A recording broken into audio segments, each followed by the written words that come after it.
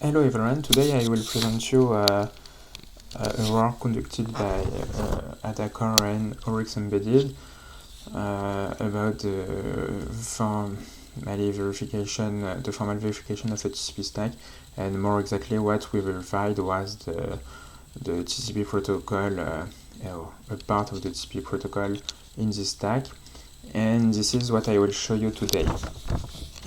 To start, I will just introduce some number to show the importance of the TCP protocol in the future year. So by 2030, we will have almost 1 trillion IoT devices in the world.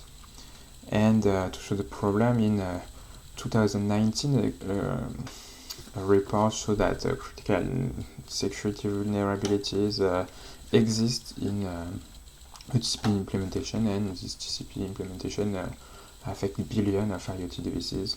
For example, you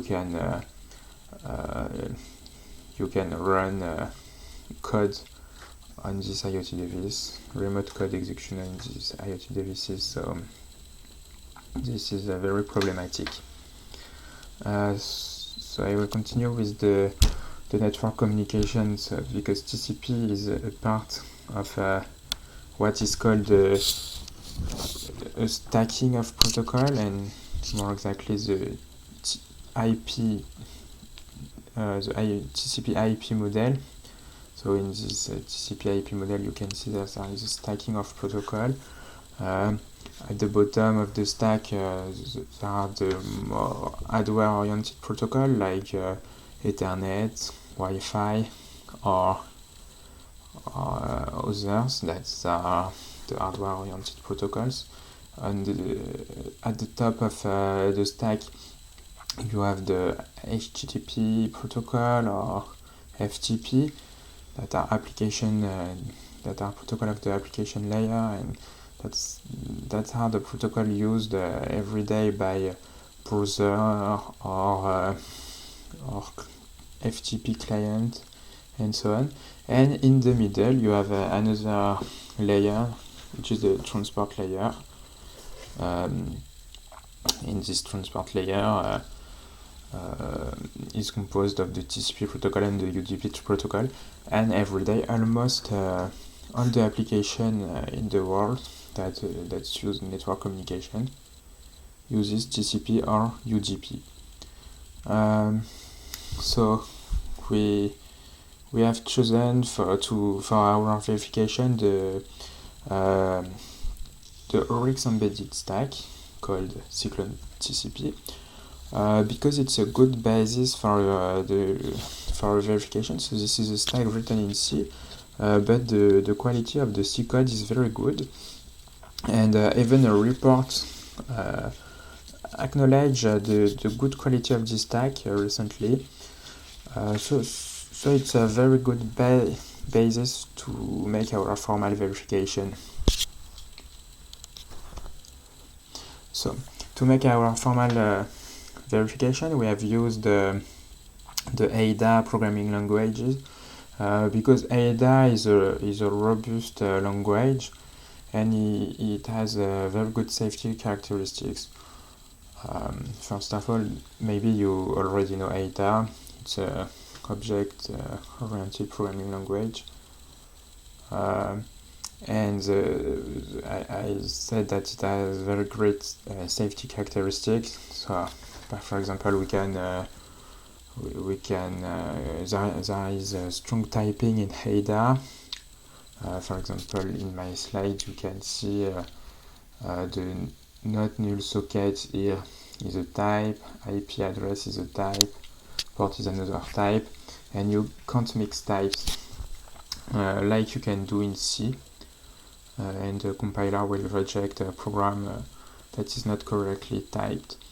So this is the first something that can be very good for verification, to have a robust language, but also the Ada programming language can add runtime checks in the program, in the compiled program, and you can also have contract written as pre and post condition of function, and this is on the right. What you can see with the pre keyword, you have a pre contract and a post condition. That is a condition on the value after the execution of the function, and the precondition is condition that the function must meet before its execution. And what we used is not exactly Ada, but it's called Spark. And Spark is a subset of Ada that contains the part of Ada that is suitable for formal verification. But it's a large enough subset of Ada to make a real world program. And to prove program written in Spark, we can use net proof that can do two things. First, there is a flow analysis that can check the data dependencies between variables, and that can check the initialization of variable. And there is another part of the tool that checks the contract of the functions and the runtime's error via the weakest precondition calculus. It's a kind of deductive verification. And what is good with Spark is that Spark and C code can be interfaced. For example, I put here an example of a search interface for a C function. So here the function always gets system time is interfaced with C, and the C function is just imported. And it is easy, and thanks to this feature of the language, we can easily replace just a part of the TCP stack, the part that we want to verify. Now, I have to say a few words about the TCP protocol to understand what we have done. So, the TCP protocol is one of the most used protocol on the internet with UDP, as I said, because it's a reliable protocol. So it's a connection-oriented protocol. That means that you have to open a connection before sending all data. But once the connection is opened, you have you know that all the messages that you sent are delivered, and they are received in the same order that they are sent. And so this is a good point. And you have an error checking mechanism to know if you have not lost any bytes, for example, during the transmission. And this protocol is defined by a norm written in English called the RFC 793 norm, and it's a norm of 84 pages. So in this norm, for example, an interesting part is the state machine. It is defined, so I put here the graph, the automaton of the state machine. So as you can see, there are different nodes with name, for example, closed, suspend, and you have edges between the nodes. So edges correspond to the actions that can be performed on the state machine.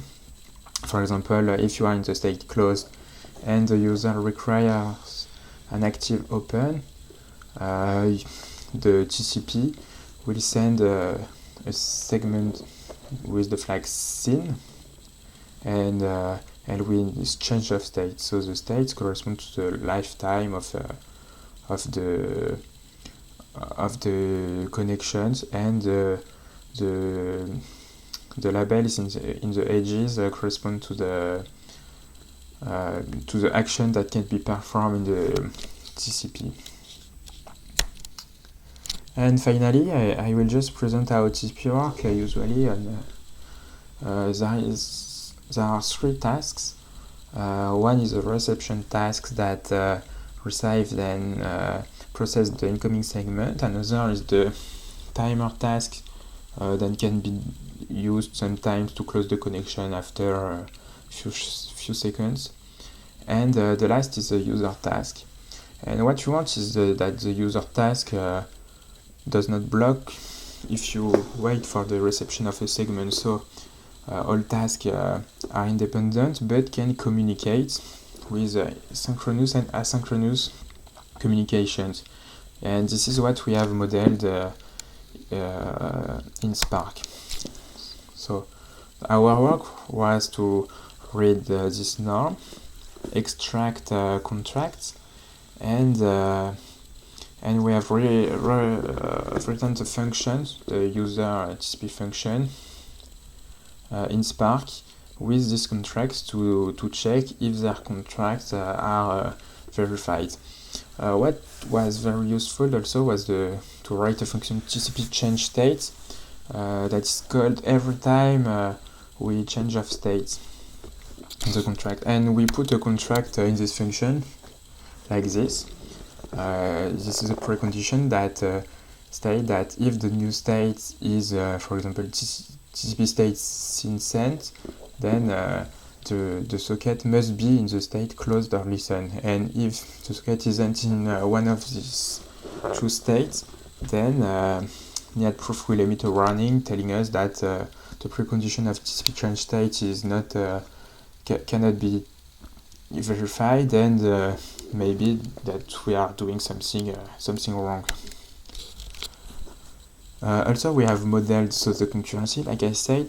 To do that, we have tried to find with KLEE what the C code can do while a segment is received, and sometimes in the user task, a mutex is released to allow incoming segment to be processed by the reception task, and once the event waited is when the waited event happens, the user function can resume its execution. And so we know we have modeled what can be done during this wait thanks to KLEE, and we have added a ghost function in Spark to represent what is done in this other task. So this is how we used KLEE, just to show. So we create a fake incoming segment that we make symbolic. Same for the socket. We then call the function that process the segment here, and then after the call we check that if the old state was TCP state established, we can be only in these three states, and we look for that with KLEE. And if KLEE find a path that does not check the assert, then there is a problem. So we have extracted the contract and we have put it. Once it was done, we have rewritten the TCP user function with contract with the possible states at the entry of the function that are allowed. So it's the state comes from the norm, and the effect that can produce the function. So it comes from the norm too. So what can be the state after the execution of the function if there is no error. And like that, we show that the TCP function are conformant, implementation are conformant with the norm. So, and putting error, so by putting error, we ensure that the error code is test, because if it's not test, we don't have any information about SOC S-remote address IP in a client. For example, if you call socket connect, you don't test the error code, and you then call socket send, you don't know that SOC is initialized after the call to socket connect, and it might not be initialized. And also we can catch also incorrect order of calls between functions. So if you call socket send before socket connect, the precondition of socket send is not verified. So thanks to that, we have captured two bugs, one memory leak and better variation of the TCP protocol. We have found an incorrect transition thanks to the function TCP change state. We have corrected all these bugs. So to finish, few results. So we have written about 25% of the TCP functions that correspond to the user functions, and as you can see, we had a few number of instructions, so the Spark code is probably slower than the C code, unfortunately. Conclusion, to conclude, I would like just to show to sum up what we have done.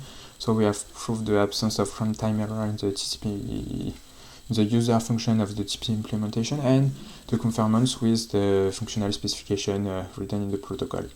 And to go further in that, we could rewrite and use the DSL record flux DSL to parse incoming segments, and we could rewrite more TCP function in Spark to fully rewrite the TCP function, and we could also rewrite other protocols in Spark to make the stack even safer.